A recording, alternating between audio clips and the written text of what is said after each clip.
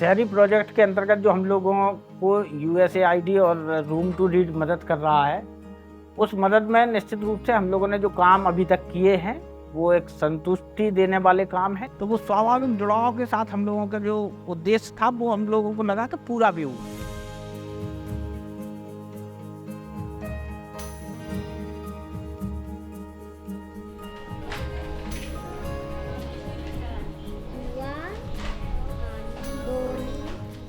बच्चे ज़्यादातर अपने माँ बाप के साथ पास के स्टेट में महाराष्ट्र और दूसरे स्टेट में चले जाते हैं।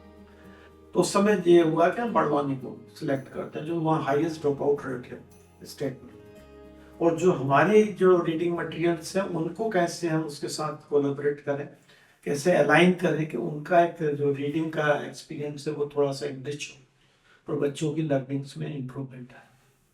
तो डिस्कशन हुआ हम सभी ऑफिशियल्स के बीच में, सारे पार्टनर्स भी थे और हम लोग भी थे। ये ओवरऑल एक सिनेरियो था जहाँ से हमारा collaboration start.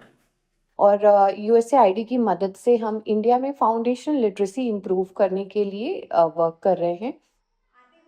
Where SERI creates sustainable functional models for the government. So the scaling up early reading intervention is basically a USAID program in partnership with Room to Read and Raj Shiksha Kendra Bhopal. We are focusing is basically we're acting as a technical partner for the state government. अब यदि मध्य प्रदेश की बात करें तो हमारे यहाँ 4 regional languages हैं और इसके अलावा जनरली मीडियम क्या है, हिंदी मीडियम। तो हम ये चाह रहे थे कि कुछ इस तरीके का मटेरियल डेवलपमेंट हो इस प्रोजेक्ट के तहत, तो उसके लिए हमें सेरी प्रोग्राम ज़्यादा मतलब एक इफेक्टिव लगा और हमको लगा कि हाँ इसके साथ हम कुछ कर सकते। देखो बच्चों, मेरे प्यारे बच्चों, आज हम लोग क्या पढ़ेंगे? एक कहानी पढ़ेंगे। आपके घर पे आपको कोई कहानी सुनाता है? कौन कौन सुनाता है बताओ? सेरी के साथ में जब हमने स्टोरीज डेवलपमेंट का वर्क किया तो उस समय हमारी कोशिश ये थी कि हम टीचर्स को इन्वॉल्व करें, क्योंकि टीचर ही वो एक ऐसा इंस्ट्रूमेंट है जो बच्चे के पास सबसे ज़्यादा मतलब ईजीएस्ट वे में पहुंच करके कुछ चेंजेस ला सकता है।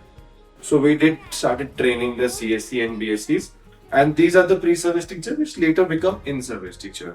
तो ये यहाँ से उसको ट्रेंड होकर जाएंगे, जब यहाँ से सीख कर जाएंगे तो जब ये टीचर बन जाएंगे तो अपने स्कूलों में इसका उपयोग कर सकेंगे।